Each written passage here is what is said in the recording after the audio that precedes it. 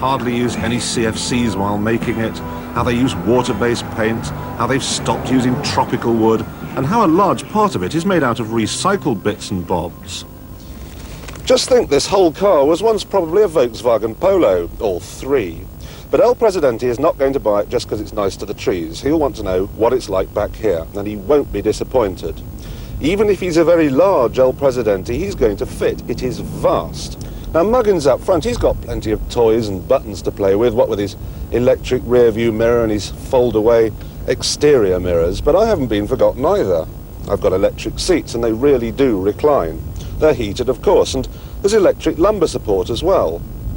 And then there's the rinky-dinky little mirrors in the roof, and my own air conditioning controls, and they work 20 minutes after the engine has been turned off.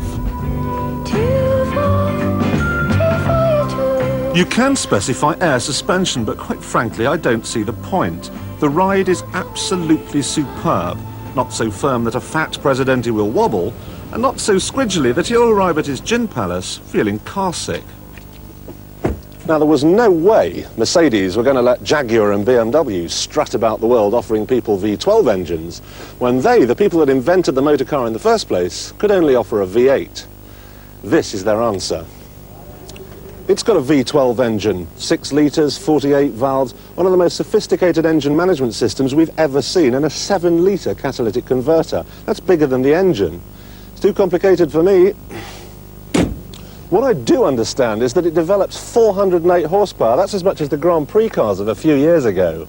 I definitely want to go. Could you go and buy a paper?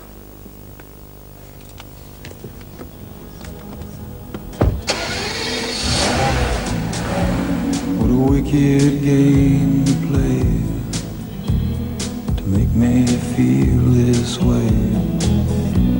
What a wicked thing to do, to let me dream of you.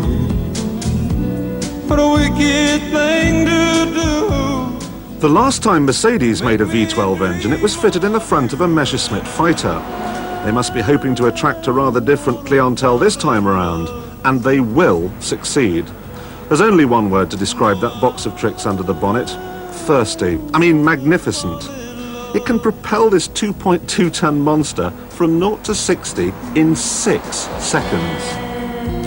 Now, for the leaders of smaller countries like Canada, there are smaller engines, one with 6 cylinders and 2 superb V8s. There's also a standard-sized body designated SE. This, of course, is the long-wheelbase SEL. However, none is the aesthetic masterpiece you might have expected for $1 billion. But all of them, and this one in particular, justifies its price through sheer attention to detail. Engage reverse and 2 little aerials glide out of the rear wings, helping drivers to see the far-flung corners.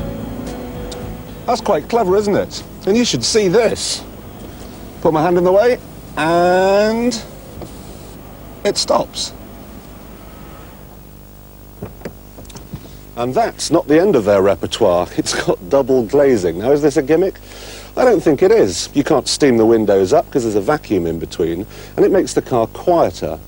And if you think that's clever, look at this. Self-closing doors. No more slamming to wake the neighbours.